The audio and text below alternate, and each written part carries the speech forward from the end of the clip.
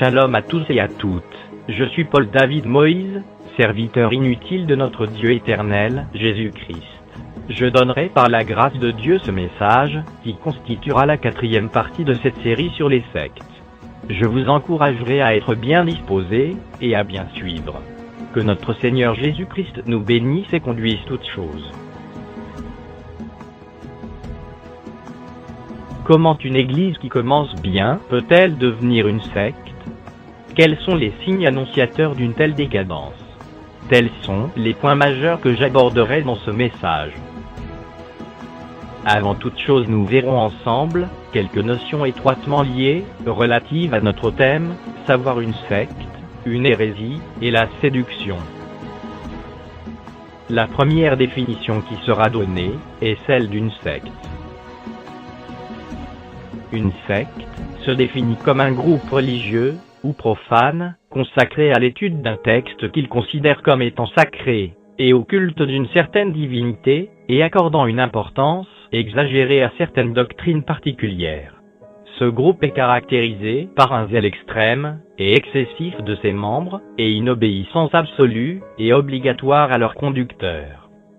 Ce groupe peut prétendre être chrétien, mais il met un accent exagéré sur certaines doctrines ou pratiques qui n'ont aucun fondement scripturaire et biblique. Il met aussi en avant certains textes bibliques souvent sortis de leur contexte, ou sur certaines révélations prophétiques reçues de leurs dirigeants. Ce groupe adopte en général un code de conduite très particulier.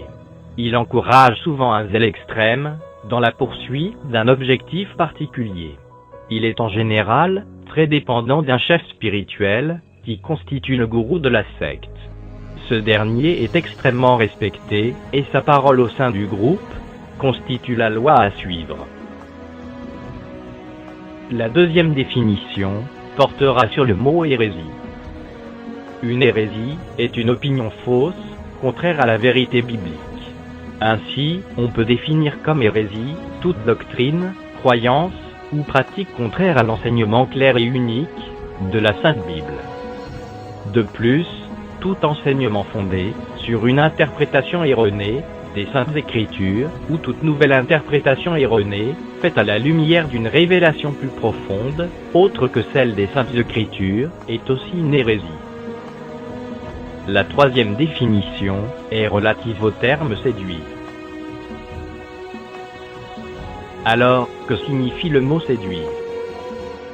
Retenons que séduire, c'est persuader quelqu'un, pour lui faire croire qu'un mensonge est la vérité, afin de le conduire dans l'erreur, et lui faire croire ce qu'on désire. J'espère que vous avez bien suivi ces définitions, car pour la suite, nous nous rendrons dans la Sainte Bible, pour voir dans le contexte biblique la majorité de ce qui est faux et désagréable aux yeux de notre Seigneur, et grand Dieu manifesté en chair, Jésus-Christ. Sans oublier que nous verrons des exemples similaires de sectes, et comment est-ce qu'elles ont fonctionné. Dans la Sainte Bible, nous pouvons voir que les fausses religions et les sectes étaient nombreuses chez les païens et les gentils. Elles étaient en général associées à l'idolâtrie, comme le culte de Baal ou le culte de la déesse Diane à Éphèse.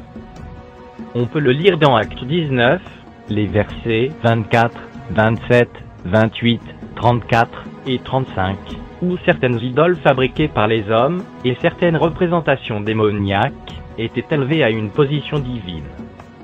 Ces tendances idolâtres sont hélas également présentes dans l'histoire du peuple d'Israël, comme nous le voyons dans le récit du veau d'or, relaté dans le livre d'Exode, au chapitre 32, ou encore dans la construction de nombreux hauts lieux, en l'honneur des idoles, à Samarie ou en Israël, par de nombreux rois. Tout cela était entièrement contraire à la loi de Dieu, qu'il avait donnée à son peuple, par le canal de Moïse son serviteur, notamment le premier des 10 commandements. Cela fut la cause de grandes souffrances pour le peuple d'Israël, et surtout, une cause de sévères jugements divins à l'encontre d'Israël et de ceux qui les avaient entraînés dans ces pratiques interdites. Sans cesse Dieu a envoyé des prophètes et des réformateurs, comme ce fut le cas du roi Josias, dans 2 Chroniques 35. En effet, ce roi, qui était animé d'un zèle pour l'Éternel, dénonçait les perversions qui étaient associés à la vraie religion, afin de purifier le pays de toutes les idoles, et des autels interdits, qui avaient parfois été introduits, jusque dans l'intérieur du temple de Dieu, à Jérusalem, au point de faire oublier, et même de perdre complètement le livre de la loi. Dès les premiers jours que l'Église a été instituée par notre Seigneur, et grand Dieu incarné Jésus-Christ, dans le Nouveau Testament, certains ont introduit des faux enseignements, pour tenter de détourner le peuple de Dieu de la foi pure, en un seul et unique, Dieu véritable. Les premières épîtres des apôtres étaient destinées à rétablir la vérité.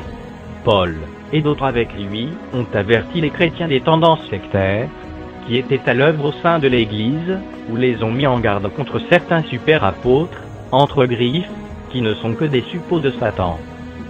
On peut le lire dans la deuxième épître aux Corinthiens, au chapitre 11, verset 13. Ces hommes-là sont de faux apôtres, des ouvriers trompeurs, déguisés en apôtres de Christ. Aussi, ils sont encore avertis les chrétiens contre le culte des anges.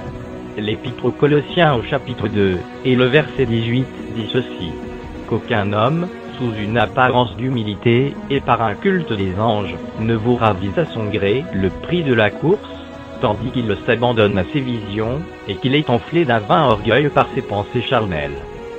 Ou encore, il les avertissait sur le retour dangereux au légalisme.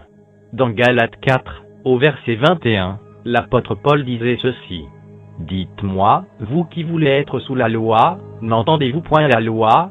Il écrivait aussi au chapitre 5, verset 7. Vous courriez bien, qui vous a arrêté pour vous empêcher d'obéir à la vérité. L'apôtre Paul nous a aussi enseigné que ces erreurs deviendraient de plus en plus fréquentes, et que les temps deviendront de plus en plus difficiles, à mesure que la fin des temps approcherait, et que beaucoup de faux docteurs tenteraient d'entraîner les chrétiens après eux. On peut le lire dans 2 Timothée 3, versets 1 à 6. Les choses iront ainsi de mal en pire, jusqu'à la manifestation finale de l'apostasie générale, et l'apparition de l'homme de péché. De Thessaloniciens 2, verset 9. L'apparition de cet impie se fera, par la puissance de Satan, avec toutes sortes de miracles, de signes et de prodiges mensongers. Nous sommes donc exhortés à veiller en tout temps, à rester sur nos gardes, et à tenir ferme à la vérité de la parole de Dieu. Nous devons aussi nous appliquer à affermir notre vocation, et notre élection. De Pierre 1, verset 10. Car, ceux qui ne sont pas fermes dans ce qu'ils croient, ou qui hésitent à mettre leur conduite, en accord avec leur foi, sont des proies faciles, pour un ennemi toujours prêt à dévorer, ce qu'il peut dévorer. Parce que nous ne devons pas oublier que Pierre l'apôtre, nous dit dans sa première épître, au chapitre 5, verset 8. Soyez sobres, veillez. Votre adversaire, le diable, rôde comme un lion rugissant, cherchant qui il dévorera. Chers frères et sœurs en Jésus-Christ, j'aimerais encore revenir sur quelques caractéristiques typiques d'une secte. Car, elles sont très nombreuses leurs caractéristiques, et nous n'en finirons pas de les énumérer. Retenez bien ceci, toutes ces caractéristiques ne figurent pas toujours dans une secte. De même, une assemblée chrétienne authentique et sincère peut faire des erreurs sans toutefois constituer une secte. Car, notre Seigneur et grand Dieu incarné, Jésus-Christ, qui est la tête de l'Église, les ramènera au pas. Jonathan Edwards, qui a connu le grand réveil en Angleterre, a écrit, dans un ouvrage intitulé « Les caractéristiques distinctes de l'œuvre du véritable Esprit de Dieu ». La présence d'erreurs et d'excès dans un réveil ne signifie pas nécessairement qu'il ne vient pas de Dieu. Car, dans une œuvre qui vient de Dieu, il peut y avoir bien sûr des erreurs. Mais l'Esprit de vérité, le Saint-Esprit, qui conduit dans toute la vérité, fera toujours son œuvre, sur la base de la parole de Dieu, pour que l'Église soit dans la vérité, et non dans le faux. Les véritables signes d'un réveil spirituel authentique, ce sont les changements qu'il produit dans les vies personnelles des membres. C'est quelque chose d'interne, qui se vit, et qui se manifeste extérieurement, et non quelque chose de directement externe. La liste suivante que je donnerai a pour objectif de mettre en lumière certains éléments qui doivent attirer notre attention. Il faut donc tenir compte du contexte général dans lequel ces éléments apparaissent. Une direction autocratique. Une secte typique est en général dirigée par un seul homme. Il peut s'agir d'un prophète, d'un pasteur, d'un ancien, ou, plus rarement, d'un évêque ou d'un apôtre. Cet homme peut être soutenu par un petit groupe d'anciens ou de diacres qui manifestent une totale dévotion pour ce dernier. Ce dirigeant, en général, est aussi celui qui a fondé le groupe. Il n'a souvent aucun compte à rendre à personne à l'intérieur de son groupe. Il dirige ce groupe d'une main de fer, imposant ses opinions et n'admettant aucune remise en question de ce qu'il dit. Il peut aussi demander aux membres du groupe de ne s'adresser à lui qu'en utilisant son titre, par exemple, prophète, pasteur, bishop, ou encore d'autres termes tels que papa, homme de Dieu, et j'en passe. L'autorité du dirigeant est en général renforcée par le fait que ce dernier prétend bénéficier d'une inspiration divine, entre griffes. On l'entendra très souvent prononcer des expressions précises pour se glorifier. Ses expressions favorites sont « Dieu m'a montré telle ou telle chose » ou « Le Seigneur m'a dit telle ou telle chose ». Une telle manière de parler est conçue pour décourager immédiatement toute opposition et remise en question. Car, il veut par là montrer à tous que ces révélations lui viennent directement de Dieu et pas d'une autre source. Ainsi, pour lui, une éventuelle remise en question de ce qu'il dit reviendrait à s'opposer non seulement à lui, mais aussi à Dieu lui-même, dont il est le porte-parole. Celui-ci dira souvent qu'il ne faut pas toucher à loin de l'Éternel, de manière à décourager ceux qui voudraient contester son autorité lorsque des choses illicites seront découvertes. Ceux qui la contestent sont immédiatement désignés comme des rebelles, à l'image de Janès et Jambres, qui s'opposèrent à Moïse. Le dirigeant ne manquera pas une occasion de faire remarquer que la désobéissance est aussi coupable que la divination. Ces dirigeants aiment des titres et des honneurs qu'ils veulent à tout bout de champ. Cependant, notre Seigneur et grand Dieu incarné Jésus-Christ nous dit ceci dans Matthieu 23, versets 7 à 11. Ils aiment à être salués dans les places publiques et à être appelés par les hommes Rabbi, Rabbi. Mais vous, ne vous faites pas appeler Rabbi, car un seul est votre maître, et vous êtes tous frères. Et n'appelez personne sur la terre votre Père, car un seul est votre Père, celui qui est dans les cieux. Ne vous faites pas appeler directeur, car un seul est votre directeur, le Christ. Le plus grand parmi vous sera votre serviteur. L'équipe dirigeante d'une secte ou d'un groupe sectaire. Ceux qui sont choisis pour seconder le dirigeant dans une organisation sectaire sont en général jeunes, ont peu d'éducation. Ce sont des personnes qui ont été récemment converties ou qui sont entrées nouvellement dans la secte. Ils sont toujours entièrement gagnés aux idées du groupe et prêts à faire tous les sacrifices personnels pour montrer leur loyauté. Ils expriment hautement leur soutien au pasteur, entre griffes, et sont prêts à discipliner le plus rapidement possible ceux qui essaient de comprendre les activités et le fonctionnement du groupe, et qui ont un sens critique, un sens de réflexion des choses, et qui vont même à critiquer aussi le dirigeant. Leur responsabilité réelle est en général peu importante. Ils dépendent étroitement de l'autorité du leader principal, dont ils recherchent toujours l'approbation. Ceux qui mettent en question la ligne du parti sont souvent traités avec sévérité et publiquement humiliés ou ridiculisés plus ou moins ouvertement. Une lourde couverture spirituelle. Cette lourde couverture spirituelle concerne un enseignement bien particulier, qui peut aussi être une règle non écrite, selon lequel tous les membres de la congrégation doivent rendre compte de toutes leurs actions à leurs dirigeants, sans exception de personne. On mettra l'accent sur certains principes bibliques, demandant aux brebis d'être soumises à leurs conducteurs, qui ont la responsabilité de les enseigner, de les exhorter, et si nécessaire, de les reprendre, afin qu'elles aient une conduite pieuse et digne de Dieu. Toutefois, dans une secte, cet enseignement est poussé à l'extrême.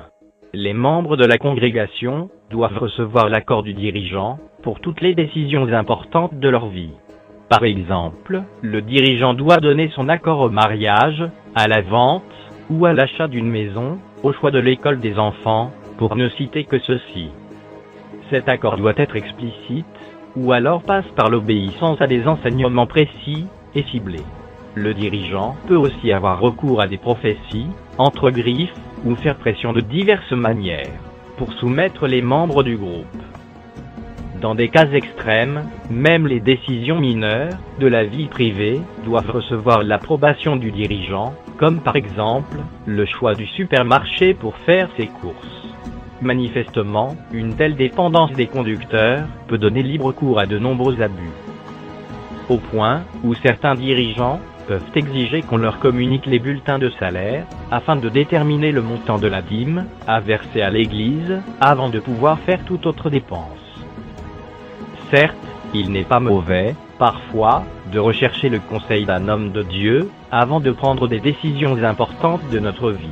Mais la Sainte Bible nous dit clairement que notre Seigneur Jésus-Christ ne fait aucune exception de personne. On peut le lire dans l'Épître aux Romains, au chapitre 2, le verset 11. Ce qui sous-entend que Dieu peut conduire et parler à tous ceux qui lui appartiennent, et non seulement aux conducteurs.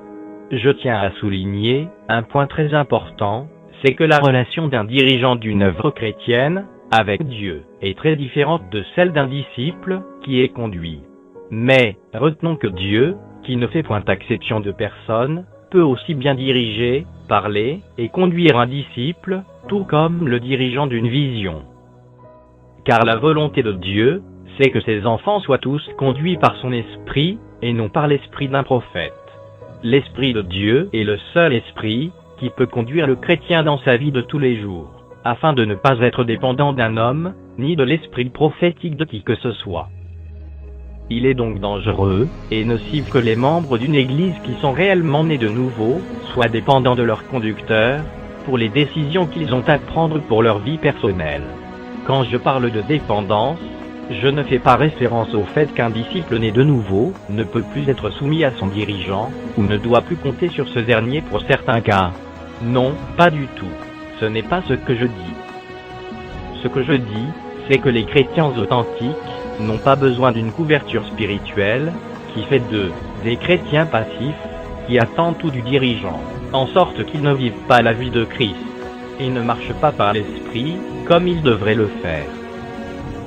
Car, un véritable chrétien est pleinement qualifié pour recevoir directement du Seigneur les conseils et les directives dont il a besoin par rapport à certains cas bien précis. Mais, je tiens à le répéter encore, un chrétien a et aura toujours besoin de son dirigeant, car quel que soit le niveau où un chrétien se trouve et là où il peut arriver, il aura toujours besoin de son conducteur, tant que ce dernier est encore en vie. Une dépendance financière.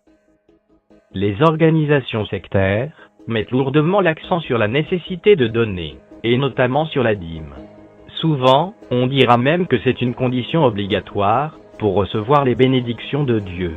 Toutefois, les dirigeants rendent eux-mêmes très peu de compte concernant la manière dont cet argent est dépensé. Si les dépenses du groupe et des dirigeants sont toutes légales et sont faites pour l'avancement de la marche, il serait bien que des comptes soient tenus et une information doit être donnée publiquement, au moins une fois par an. Toutefois, de telles informations sont rarement publiées et distribuées aux membres d'une congrégation sectaire. Car, tout se fait dans une secte, exactement comme dans une conclave.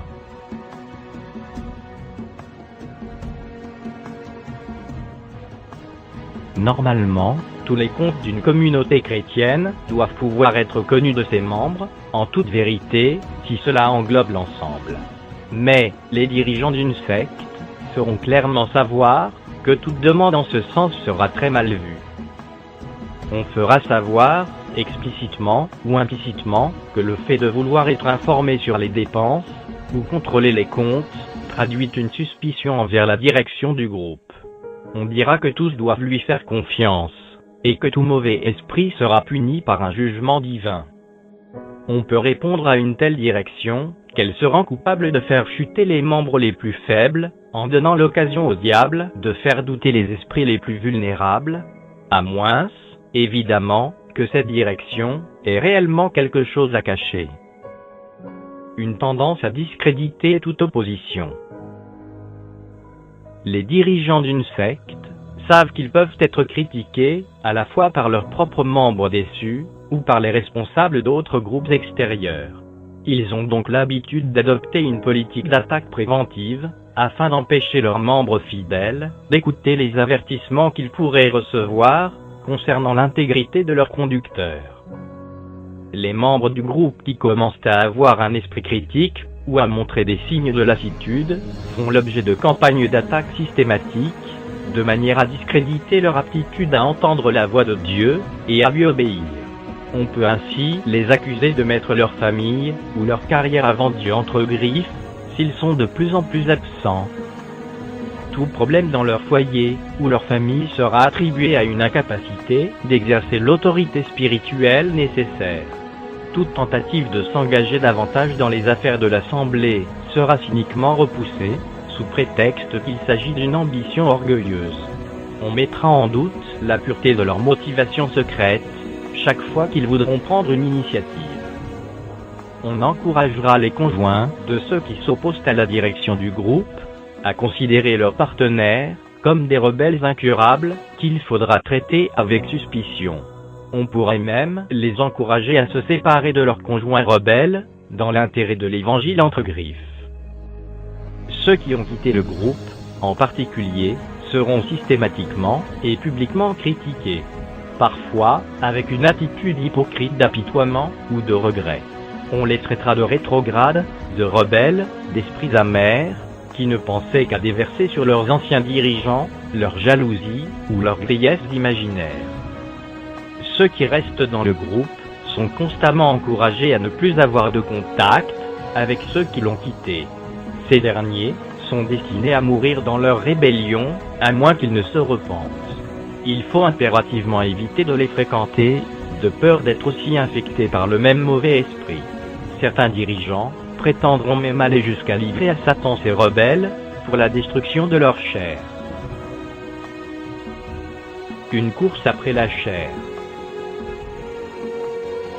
Pour les sectes en général, Christ est déjà mort pour le péché, c'est-à-dire les péchés présents, passés et futurs. Alors, on peut pécher, et on doit pécher.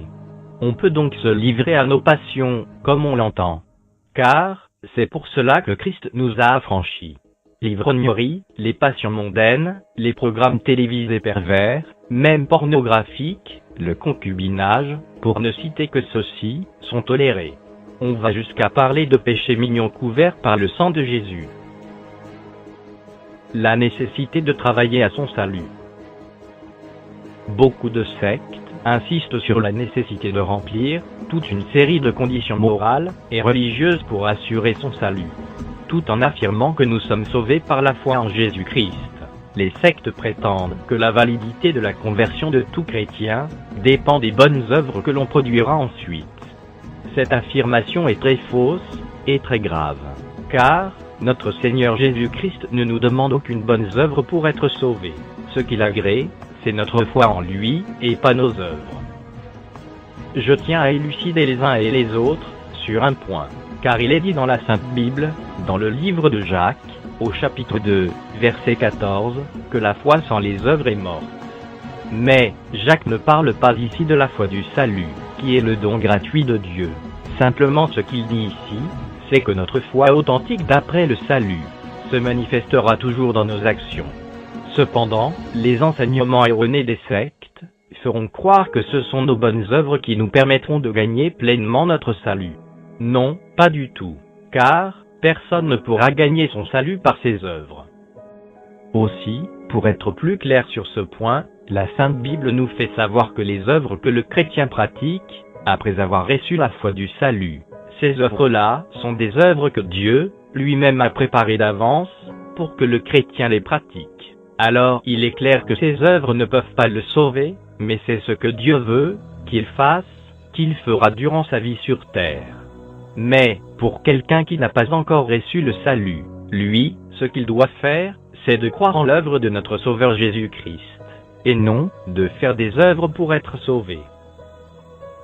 Concernant ce sujet, on peut encore lire dans la Sainte Bible les enseignements de l'apôtre Paul dans l'Épître aux Galates, où il dit ceci. Néanmoins, sachant que ce n'est pas par les œuvres de la loi que l'homme est justifié, mais par la foi en Jésus-Christ. Nous aussi nous avons cru en Jésus-Christ, afin d'être justifiés par la foi en Christ, et non par les œuvres de la loi, parce que nulle chair ne sera justifiée par les œuvres de la loi. Je ne rejette pas la grâce de Dieu, car si la justice s'obtient par la loi, Christ est donc mort en vain. Êtes-vous tellement dépourvu de sens? Après avoir commencé par l'esprit, voulez-vous maintenant finir par la chair? C'est pour la liberté que Christ nous a affranchis. Demeurez donc fermes, et ne vous laissez pas mettre de nouveau sous le joug de la servitude. Galates 2, versets 16 et 21, chapitre 3, verset 3, et chapitre 5, verset 1. Des règles qui peuvent varier, selon la place dans la hiérarchie. Souvent, les règles les plus strictes sont imposées aux membres de la congrégation, alors que le comportement des dirigeants échappe à toute censure. Ces dirigeants peuvent se laisser aller à pratiquer des choses douteuses, illicites, et contre les règles du groupe, normalement, et en secret. Quand leurs actions sont dévoilées, ils se justifient en disant invoquer une indulgence spéciale du Seigneur, ou qu'ils ont une plus grande maturité spirituelle, ce qui leur permet de se conduire ainsi sans en être affectés, contrairement aux faibles, qui seraient détruits plus facilement par le diable, s'ils commettent des choses défendues. Parfois, ceci peut conduire à de sérieux abus de la part des dirigeants, surtout dans le domaine des finances, ou dans des questions relatives aux pratiques sexuelles. Parfois, cela peut aller jusqu'à prétendre que les dirigeants de la secte peuvent coucher librement avec les épouses des membres du groupe. Cela peut être permis aux dirigeants, mais pas aux membres. Une tendance à bombarder d'amour. Certaines sectes veulent encourager les nouveaux membres en les étouffant de marques d'amour et d'attention. Cela peut commencer d'abord par des paroles douces et flatteuses, c'est-à-dire à faire entendre aux nouveaux venus ce qu'ils veulent entendre, ensuite par des signes d'affection physique, embrassades, étreintes, etc. Cela peut continuer par de nombreux services rendus, les conduire en voiture à l'église, les appeler au téléphone, les visiter en semaine, leur faire des cadeaux, garder leurs enfants, et j'en passe. Il n'y a rien de mal en soi à faire toutes ces choses. Mais elles doivent être l'expression authentique de l'amour chrétien, qui se traduit par la communion fraternelle. Cet amour devrait être présent dans toutes les églises, car c'est un amour qui vient de Dieu, et qui est répandu dans le cœur par le Saint-Esprit. Toutefois, dans une secte, ce n'est pas un amour de cœur, ni une vie que manifestent les membres. Ce sont des pratiques organisées et préméditées, afin de rendre les gens dépendants du groupe. Cela attire particulièrement les personnes vulnérables, les gens défavorisés par un passé familial chargé, ou ceux qui ont de réels besoins dans ces domaines. Un véritable amour chrétien ne cherche aucun bénéfice en retour, et il ne cherche pas son intérêt. Cependant, dans une secte, on trouvera toujours un moyen, souvent non formulé pour faire sentir à ceux qui sont aidés, qu'ils ont une dette envers le groupe. Quand l'occasion se présente, ou quand une personne manifeste le désir de changer d'église, on peut lui rappeler cette dette, en vous rappelant certaines paroles du genre « On vous aime tellement » ou « Rappelez-vous quand on vous a visité chaque jour à l'hôpital » ou encore « Après tout ce qu'on a fait pour vous », etc. On soulignera cette ingratitude devant les autres, pour les décourager de faire de même. On peut voir les véritables caractéristiques de l'amour en Christ décrit, dans 1 Corinthiens 13 au verset 4 à 7, c'est cet amour qui est le véritable donné par l'Esprit de Dieu. Le rôle de la prophétie.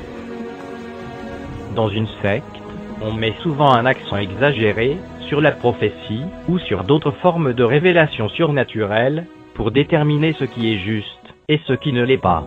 Nous l'avons déjà vu, les décisions du dirigeant sont souvent présentées comme de prophéties divines. On mettra au pas les membres hésitants, c'est-à-dire ceux qui ne voudront pas croire que le dirigeant a parlé de la part de Dieu quand il donnait une prophétie. Ces méthodes peuvent devenir très manipulatrices, particulièrement si ces paroles sont accompagnées de menaces directes, telles que « Si tu ne veux pas écouter ma voix, Je viendrai contre toi, je te jugerai, et tu mourras certainement. D'une manière encore plus sinistre, on avertira les rebelles que leurs enfants risquent d'en souffrir, pour leur incrédulité, et leur manque de considération pour leurs dirigeants. Les prophéties données par les dirigeants des sectes sont souvent considérées plus que la Sainte Bible elle-même, et elles n'ont souvent aucun fondement scripturaire. Je tiens à souligner que la Sainte Bible nous enseigne de ne pas mépriser les prophéties, car elles sont l'un des dons de l'Esprit, et nous devons accueillir avec joie les véritables paroles de Dieu.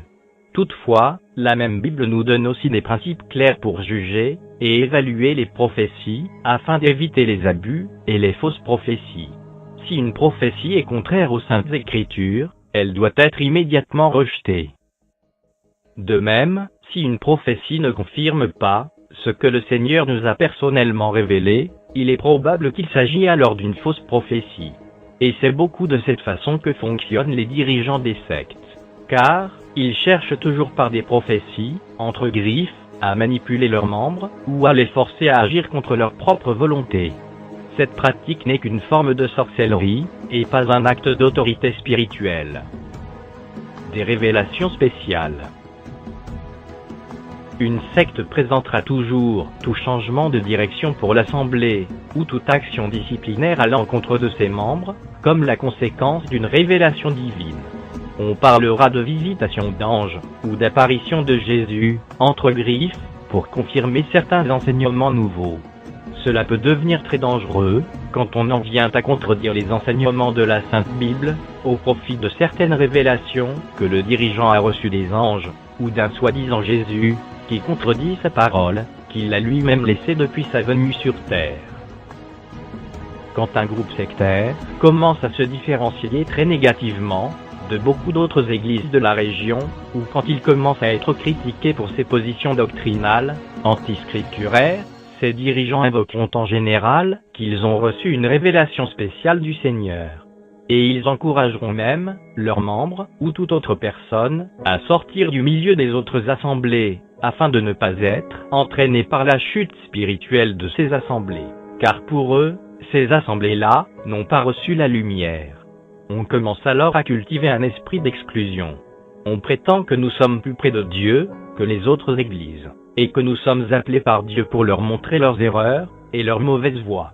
En quelque sorte, les sectes sont des détectrices d'erreurs dans les autres assemblées, ce qui n'est en rien une mission que notre Seigneur Jésus-Christ a donnée à ses serviteurs. Cela ressemble fort aux pratiques de l'hérésie gnostique, qui a empoisonné l'Église primitive. Ces gnostiques prétendaient avoir reçu une révélation plus profonde, qui dépasse ce que nous a révélé la Sainte Bible, et une sagesse cachée, réservée à une minorité éclairée. Il vaut la peine de remarquer que même les religions païennes peuvent faire remonter leur origine à des révélations angéliques, comme l'ange Gabriel qui serait apparu à Mahomet. Rappelez-vous bien que la Sainte Bible nous avertit que le diable lui-même peut se déguiser en ange de lumière. Ce passage écrit dans 2 Corinthiens 11, verset 14, dit ceci. Et cela n'est pas étonnant, puisque Satan lui-même se déguise en ange de lumière. Un esprit d'isolement. Typiquement, une secte s'isole de plus en plus du reste de la société, y compris de l'Église dans son ensemble, dans un effort de se garder pur, et de ne pas se laisser contaminer par le monde. Les membres de la secte tentent à rester exclusivement entre eux. Ils sont souvent encouragés à créer leurs propres entreprises, leurs propres écoles, etc.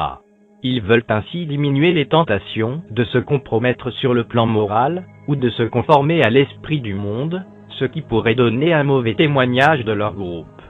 Toutefois, à mesure que les contacts avec le reste de la société diminuent, la secte a aussi peu l'occasion de donner témoignage au monde. Le désir de gagner le monde à Christ est peu à peu remplacé par la crainte paranoïaque d'éviter toutes les mauvaises influences de la société. Les membres de la secte perdent la capacité, ou même le désir, d'engager une simple conversation avec ceux qui ne partagent pas leurs idées. Ils en viennent souvent à créer leur propre langage et leur propre jargon. Ils se servent de passages de l'Écriture, comme celui qui nous demande de haïr son père et sa mère, pour les appliquer à la lettre, dans leur désir de couper les membres de la secte de leur famille biologique, dont l'influence pourrait mettre en danger leur fidélité au groupe. Le rôle de la musique. Beaucoup de sectes font un usage important de la musique, afin de créer une atmosphère propice au Saint-Esprit, entre griffes. Ce désir peut être légitime dans beaucoup d'églises, qui veulent sincèrement louer et adorer le Seigneur. Toutefois, toute vraie louange doit avoir pour but d'exalter celui qui est l'objet de la louange, mais pas de créer des sentiments agréables chez celui qui loue.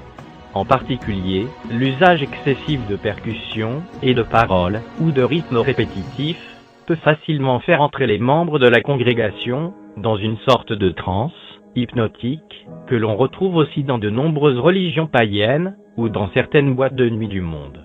Dans cette atmosphère, les auditeurs peuvent aisément être soumis au pouvoir de la suggestion et surtout à la puissance qui est au fondement et qui dirige le groupe. Devenez comme des enfants. Dans certaines sectes, il est fréquent d'inciter les adultes à s'humilier en se comportant comme des enfants et non comme des adultes. Le plus souvent, on les engage à participer à des chants d'enfants qui impliquent une action du corps, comme on le voit dans les écoles du dimanche. Tous ceux qui refusent d'obtempérer sont considérés alors comme des orgueilleux ou des membres qui veulent avoir un esprit indépendant et qui ne veulent plus se soumettre à leurs dirigeants. Cette pratique apparemment insignifiante habitue les membres de la secte à obéir à des instructions qui leur demandent de se comporter d'une manière qui ne leur est pas naturelle. Ils s'habituent ainsi à ne plus éprouver des sentiments normaux, de honte ou de pudeur, mais à paraître ridicules ou à se comporter d'une manière irrationnelle. Cela renforce le contrôle des dirigeants, ainsi qu'une atmosphère de conformité aux normes du groupe. Les comportements de certains adultes, qui se conduisent comme des bébés ou qui imitent des cris d'animaux, sous l'inspiration de l'esprit qui les conduit, peuvent aussi entrer dans cette catégorie. Le rôle des signes et des miracles. Dans beaucoup de sectes, par exemple dans les groupes charismatiques les plus extrêmes, la présence de signes et de miracles est invoquée, comme la preuve de la présence de Dieu et de son approbation des doctrines et des pratiques de ces groupes. Beaucoup de pasteurs, qui prêchent des hérésies affirment que Dieu ne pourrait continuer à les utiliser pour accomplir des guérisons et des miracles s'il désapprouvait leur conduite et leurs enseignements. Par exemple, William Branham, fondateur du mouvement Jésus seul, continua à organiser de puissantes croisades de guérison, longtemps après avoir commencé à enseigner des hérésies manifestes. Les membres de certaines sectes américaines, qui se disent être chrétiennes, ont l'habitude de pratiquer la saisie des serpents, pour prouver que Dieu les protège d'une manière surnaturelle. Dans certains réveils actuels, on affirme que certaines manifestations surnaturelles, telles que le repos dans l'esprit, le fait de faire tomber les gens en désordre dans les salles, le saint rire, les grognements d'animaux, les contorsions du corps, etc., constituent la preuve irréfutable que le Saint-Esprit, entre griffes, est à l'œuvre dans cette réunion ou dans ce ministère. Le fait d'accepter sans discussion de tels phénomènes est en contradiction avec les enseignements clairs de la Sainte Bible, qui nous dit que le diable est capable, lui aussi, de manifester des signes et des miracles mensongers pour séduire ceux qui ne prennent pas la peine de les contrôler à la lumière des Saintes Écritures. Car la deuxième épître aux Thessaloniciens, au chapitre 2, versets 9 et 10, déclare ceci. Au verset 9, « L'apparition de cet impie se fera, par la puissance de Satan, avec toutes sortes de miracles, de signes et de prodiges mensongers. » Verset 10, « Et avec toutes les séductions de l'iniquité pour ceux qui périssent, parce qu'ils n'ont pas reçu l'amour de la vérité pour être sauvés. » Pourtant, il est facile de vérifier que de tels phénomènes se produisent aussi, de la même manière, dans d'autres religions, et qu'ils sont le résultat d'une activité démoniaque.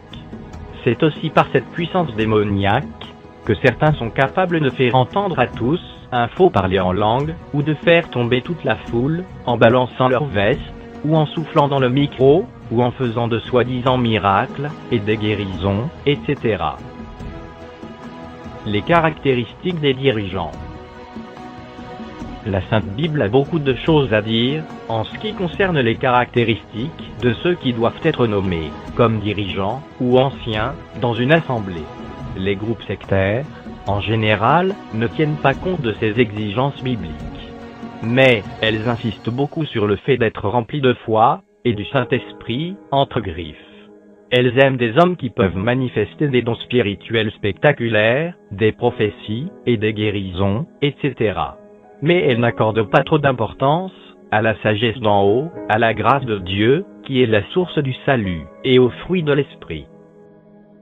Voici certaines questions que vous pourrez vous poser en ce qui concerne les dirigeants de votre assemblée ou de votre groupe. Est-ce que le pasteur ou les anciens sont toujours au-dessus de tout reproche dans tous les domaines de leur conduite? Donnent-ils un véritable exemple de pureté, de maîtrise de soi, de douceur, etc. Est-ce que le pasteur ou les anciens montrent de l'humilité dans leur manière d'agir envers les membres de l'assemblée, imitant ainsi l'esprit de service de notre Seigneur Jésus-Christ? Est-ce que le pasteur ou les anciens acceptent eux-mêmes d'être enseignés? Acceptent-ils de reconnaître leurs manquements et leur besoin de grandir en grâce? Acceptent-ils que d'autres hommes de Dieu leur donnent des conseils et prient pour eux? Demandent-ils avec joie à leur assemblée de prier pour eux? Sont-ils capables de reconnaître leurs fautes ou d'avouer qu'ils n'ont pas de réponse à tout? Le comportement de l'assemblée. Concernant les questions, vous pourrez aussi vous en poser d'autres sur l'assemblée elle-même. Ces questions sont les suivantes. Est-ce que les membres de l'assemblée sont heureux de s'associer aux chrétiens d'autres églises et de participer à certaines activités communes? Se considèrent-ils comme une petite cellule locale du corps de Christ, ou comme la seule véritable assemblée chrétienne de la région? Est-ce que les membres de l'assemblée, tout en considérant leurs dirigeants avec un saint respect, gardent avec eux des relations humaines normales, peuvent librement s'approcher d'eux pour leur poser des questions, pour leur faire part de leurs critiques constructives, ou même pour échanger une plaisanterie? Ou considèrent-ils leurs dirigeants comme des super chrétiens, entre griffes, inapprochables, des sortes de demi-dieux, quasi inaccessibles, toujours au-dessus de toute controverse? Est-ce que tous les membres de l'assemblée sont traités sans esprit de préférence, avec le même respect, quel que soit leur don spirituel, leur situation sociale, leur richesse, leur intelligence, ou leur statut? Est-ce que les contributions de chacun à la vie de l'assemblée sont reconnues et appréciées avec gratitude? Sont-elles considérées comme allant de soi? Sont-elles exigées sous la pression? La participation aux activités de l'assemblée est-elle simplement encouragée, ou fait-elle l'objet de manipulations, ou de pressions diverses? La participation financière de chacun est-elle laissée à la libre conscience des membres de l'assemblée, avec simplement quelques enseignements équilibrés occasionnels? Ou est-elle l'objet d'exhortations constantes, appuyées par des prophéties, entre griffes, des menaces, ou des jugements? Quand il est nécessaire d'exercer une discipline spirituelle sur certains membres, cela est-il fait avec tact et sensibilité, afin d'encourager et de corriger, en évitant toute humiliation publique? Les réponses à ces questions pourront vous donner un aperçu de qui est votre dirigeant, mais aussi dans quelle assemblée vous vous trouvez. Ainsi, s'il s'avère que vous vous trouvez dans une assemblée sectaire, vous pourrez nettement vous décider, c'est-à-dire, soit de continuer de suivre un homme, dans une assemblée sectaire, ou soit de sortir de là, afin que notre Seigneur Jésus-Christ, lui-même, vous conduise sur le chemin de la vie. Pour finir ce message, j'invite tous les frères et sœurs en Christ, et aussi tous ceux qui ne connaissent pas notre Seigneur Jésus-Christ, à être très vigilants, et à ne pas se laisser emporter par toute nouvelle congrégation aussi attirante soit-elle. Car, dans chacune de nos vies, ce n'est pas l'assemblée qu'on fréquente qui est quelque chose, ce qui est quelque chose, c'est notre relation personnelle avec le Sauveur du monde, Jésus-Christ. C'est pourquoi, je vous exhorte vous tous qui avez suivi ce message, de ne pas suivre une assemblée, mais de suivre une seule personne, son nom, c'est Jésus-Christ, de Nazareth, celui-là seul qui est le chemin, la vérité, et la vie. Shalom à tous, et que Dieu en Jésus-Christ par le Saint-Esprit, nous bénisse tous, et nous conduise toujours sur le chemin de la vérité, et du salut éternel, et non sur le chemin de la perdition.